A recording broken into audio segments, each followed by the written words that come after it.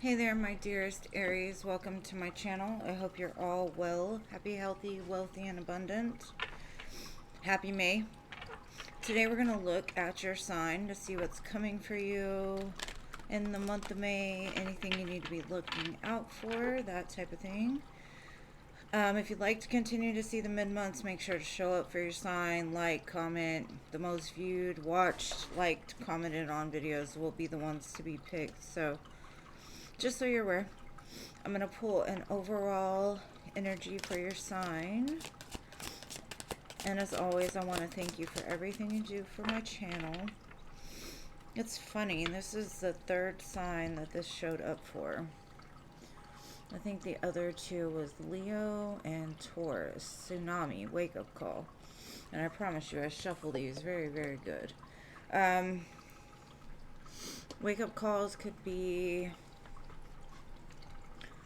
something that you weren't sure of or weren't clear on, all of a sudden becomes apparent, or just something that wakes you up to the truth or wakes you up to what needs to be done. Could be all kinds of different things, but let's pull some cards and see.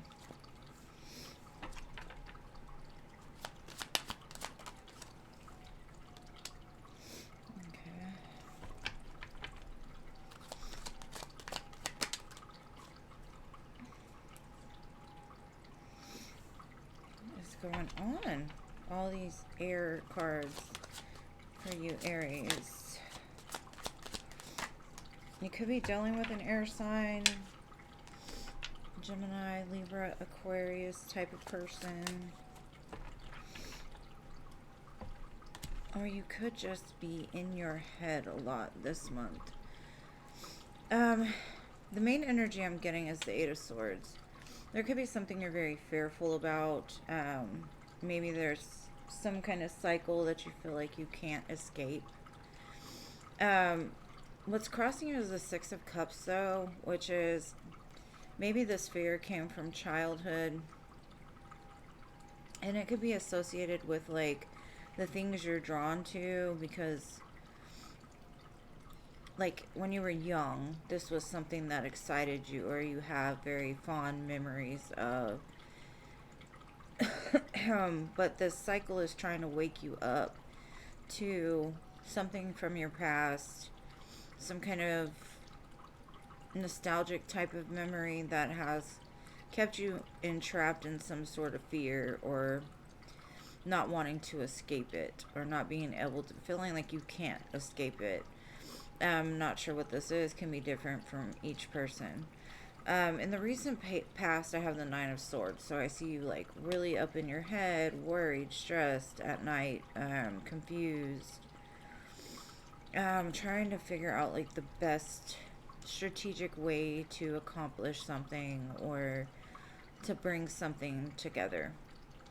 Now, in the current moment, I've got the Five of Swords, and this is like a resurgence of fear. Maybe things were good for a while, and then the fear popped up again. And something about your childhood, or maybe your past, that needs to be addressed. That's why these fears keep popping up. In your mind space, we've got the High Priestess, so I kind of feel like these are unspoken fears or unspoken conflict within your mind. Something you're keeping to yourself, not really sharing. You could be also leaning on your ancestors, your guides, trying to help you to come to terms with this. Now, the wake-up call could come from your spirit team and say, hey, you're attracted to this type of person because your dad was this way, or just something like that, something from your past. So spirit's like trying to give you the information, and that could be what that wake-up call is like you didn't understand up until this point that maybe you've been self-sabotaging certain things because maybe you had a parent that left, or maybe you had something traumatic happen as a kid, and so it's almost like you're replaying it in other situations in order to heal it, right? But I think for a while you haven't been able to see clearly as to what that was, or what pattern it was that kept repeating that got you in a situation where you start overthinking, or the fears start to pop up. Now, in the near future, I do see you getting back to this childlike innocence. Page of Cups. To me, it's almost like something in the current moment that you're addressing or healing or looking at is going to help you to almost feed your inner child, or to acknowledge your inner child, the one that's been trying to come out. Maybe you felt guilty for something as a kid. And so you've been like overdoing things, trying to keep something from happening, but not really sure why. Maybe you're an overgiver, you overgive too much, and then you wonder why you're not getting it back in return, or something like that. But we'll get more information. I do see a happy inner child in the near future, though, so that's good. What is this Eight of Swords about? Okay. Yeah, this is something you need to really take the time to look at, in order to move past the conflict within your mind, within your relationships. There's something that's been hidden for the longest time. And I don't think it's outside of you. I think it's within you. You're like very unsure of how to escape this pattern that you've been going through as much as you want to. And it's saying, your spirit guides are saying you may need to look at things from a different perspective, take it back.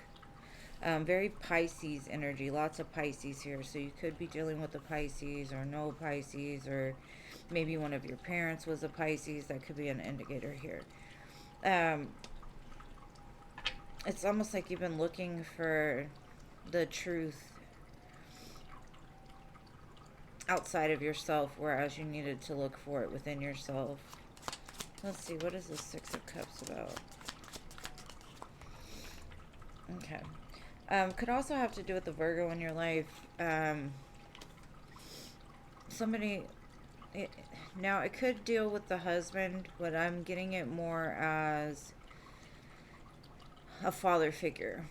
Somebody that was the head of the household, almost. And there's some fear associated with that. So maybe you had your parents divorced at a young age, or you had a father that you weren't really sure who they were, and you were always trying to please them in some sense or whatever, but you weren't seeing the situation clearly. So it's saying you need to go back and find that shadow within yourself that keeps bringing you back to this place of fear. Like, what are you so scared of? And ultimately, why are you so scared? Because there's some kind of trigger. I think it has to do with male figures in your life more than anything. Could be partners, father figures, grandfathers, that type of thing, that really trigger you. But let's see, Nine of Swords. What is this about? And only take what resonates with you.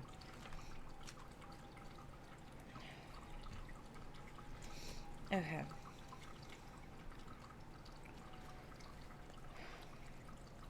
Okay, the message I'm getting from here is, for the longest time, you've looked back. You haven't really looked back, but something failed in your life. Something made you very sad. And I think it's from, like I said, childhood. And so if something disappoints you in the current moment, you're very quick to, like, cut it off, or you're very quick to lash out or say things you don't mean from a place of pain or unhealed hurt from your past. There is a very strong connection that is in your life, but you're not seeing it clearly. It's like you're seeing it through the lens of pain. And I see you manifesting, like, love, happiness, security. But in order to get there, you're having to really look at those things that make you react in that way, because I feel like you react negatively and then you overthink it, or like even the small things will bother you and you'll just stuff them down, stuff them down, stuff them down, so that way when they finally feel too much, it just comes out in like very toxic ways. And then it stresses you out because you're like trying to put the blame on the people outside of you when it needs to go more into self, of like where this pain stems from. Why do I feel that every time something small happens that the world's coming to an end? So I think you're trying to move out of that place into a more peaceful, calm state in the current moment, but there's still something that's not, it's a blockage for you. And that blockage has a lot to do with conflict. Maybe you weren't able to speak your mind. You were made to stay silent about how you felt. So now that you feel you have the power to do so, you're having a hard time getting it out in like the most healthy ways, maybe. Because I've with the Five of Swords here, and it all comes from fear more so than pain at this time. It's like a trigger to some sort of pain that happened in your past, and when that happens, it's like you feel like the world's crumbling around, all of these things. And what it's saying is like the more that you heal, the more that you'll realize like in order to make things change, you're gonna have to really put the work into the healing, because what looks like a tower for you is more so trying to be like a wake-up call. A wake-up call. Like, this is why the conflicts are happening. This is why you're so triggered by XYZ. These simple things. Why do you go from 0 to 100 real quick? And I think you're coming to terms with it. You are divinely guided. And Spirit's just like, you've got to learn to retrain that mind, because the tower's going to keep falling until it's built on a firm foundation. So if you cannot control your fears, the tower will fall and fall and fall until you wake up to what it is that you need to heal and be able to put the work in. Now, I do feel you are trying to find these things and really trying to heal those inner parts of yourself, but it's just like been really hard for you to. And it could have been because you blocked off your own intuition on things. Because I do see, like, Spirit is telling you that there's a big opportunity in your life. One for a brand new beginning. But you feel that, you'll always, your fear tells you you'll always be in lack, you'll always be without, you'll always be made sad, or everything is gonna end. And I'm not really used to seeing this energy for Aries, because Aries normally are just go-getters. They keep going. Nothing really holds them back. I don't see them in their heads a whole bunch. But for the Aries that I'm reading for, it looks like they've had a scarcity mindset for a long time. And the sooner that they can realize that there's a new world waiting for them, a new golden opportunity waiting for them, they're going to stay in this repeat cycle until they wake up to the fact that, like, everything isn't as doom and gloom as it has seemed up until this point. Now, sometimes we get into that victim mentality of all the bad happens outside of us. We don't cause any wrong. And it's through that inner reflection of the things that we have done wrong. I'm not excusing anybody that has done wrong to you, but at the same time, we also have to take accountability for the things that we've done within ourselves. So I think you're having like a battle in between ego and Spirit right now, because Spirit's telling you there's this big opportunity for you. There's a whole world out there for you. And instead of focusing on the steps you can take to embrace this big world and this big opportunity, you've kind of been letting your fears keep you stagnant. And so you've repeated patterns to keep your mind validated. So let's say I'm always out of money. Okay, what if that is your saying? I'm always without money. But then as soon as you get money, you just recklessly spend it just to validate that fear of I'm always going to be without, when actually you have a lot. But if you didn't have that scarcity mindset, you wouldn't feel the need to keep validating your ego, because your ego says, oh, you'll never have anything more, you're just stuck where you're at, everything always fails. And we've got to learn which parts of ourselves to feed. And so we're going to start to feed spirit. And I kind of feel like that's what you're trying to do, is trying to feed spirit more than you're trying to feed the ego mind, right? Which tells you you're without. The spirit says you're never without. You always have love. You always have abundance. You always have everything that you need. And the ego mind says, no, that's not true. I've been without. I know what without is. And not really taking accountability for the role that has played in a repetitive pattern, right? So let's see what this Page of Pentacles is in the future. Okay. I do see you trusting your intuition a whole lot more in the upcoming weeks. And because the reason why I say that is because I see you stepping into a new world where you're victorious. You have an overflowing cup of love available to you. Fast movement forward, right? And it's all backed by your spirit, by the high priestess, your inner knowing that no matter how things may look in the 3D, everything is constantly changing and you're never stuck in that place.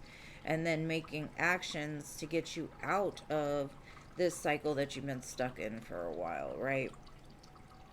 And if it has to do with money, you could have been raised in an environment where your parents were always concerned about the bills, or they were always worried about living paycheck to paycheck. They didn't never have like an abundance of anything. So it's kind of overflowed into your adulthood to where even though you've made changes to become more successful, where you've put yourself in a place where if you were able to not recklessly spend or something like that, then the opportunities would be more available to you, right?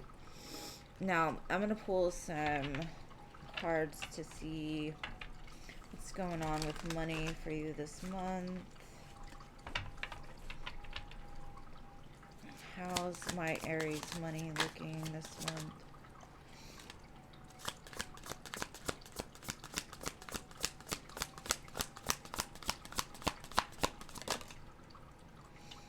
Okay. You have 3 cards. Okay, so the first card says ending. You may leave a position to be terminated. However, there is always a new opportunity ahead. You may change careers entirely. Now, the ending card gives me that death and rebirth. So if you can end that current mindset that you're in that says you never have enough, that type of thing, things will start to change and new opportunities will open. Then I've got education. You may need to take a class or do research to find a better job, or you may find yourself writing about or teaching others. So there's something that you could be very good at to where you could be a teacher for others. It could be in education, maybe children. And then I've got investment. Invest in your education. Again, education. And make some big plans for the future. Take calculated risks, but save something to fall back on. Investment. Like I said, invest into what it is that you want. What it is you want to do. Instead of like spending on things that are just have monetary value, that you don't gain anything from it. And I feel like maybe you haven't gone towards a bigger career because of this stagnation that's been here with you feeling like you can never get ahead, And then, like, really, if you could just maybe even take a class on how to manage finances, or how to heal yourself, or something like that, that's helping to make your future brighter, that type of thing. Um, because I do see a big change coming. It's just like you got to have that wake up call first, that aha moment, that like, oh, this is what it is and this is how I can change it. I'm going to pull some spirit animals for you. Okay. I have vulture spirit. Nothing is wasted. And vultures, they eat the dead, right? So nothing goes to waste. There's always, you know, maybe you need to make sure that you're not wasting things or saving things, or, you know, you don't need new stuff because you still have old. You know, make sure there's no waste around you. Then I've got lizard spirit. Dream the world into being. Yeah, start thinking more positive. Do positive affirmations. Speak more positivity into your money, your finances, love. Now, this could even have to do with love, because love and money kind of flow together in the same vibration. So, if you feel like you're never have enough, that could stem from love and money. You know, like you just, it's almost like your ego wants to validate constantly, like you don't have enough love. So, as soon as somebody does something that makes you feel, or triggers something from your past, you're like, see, I knew I didn't have the love that I thought I did. I knew people were all out to get me, you know, because the ego will validate that fear over and over again until you recognize, like, be quiet. You know, like telling your brain, be quiet. Everything is okay, you know, because spirit tells you it's okay. And so, I'm going to pull some what's the tea, get some tea for you for the upcoming month of May. Let's see.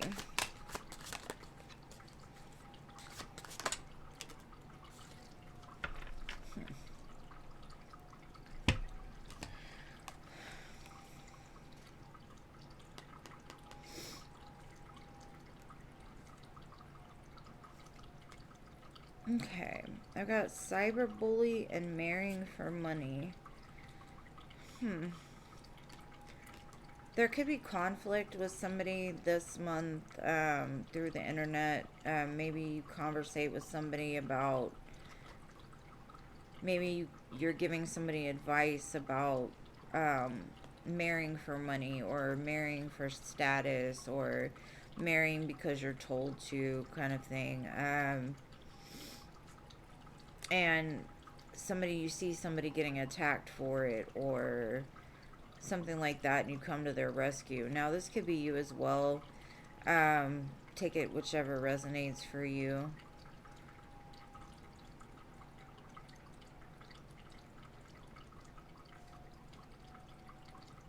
But somebody around you is suffering from cyberbullying, and it could be because they married for money, or they're looking to marry for money, and it either triggers something within you or triggers something within other people, and you come to the rescue. Let's see. I'm gonna pull some romance angel cards.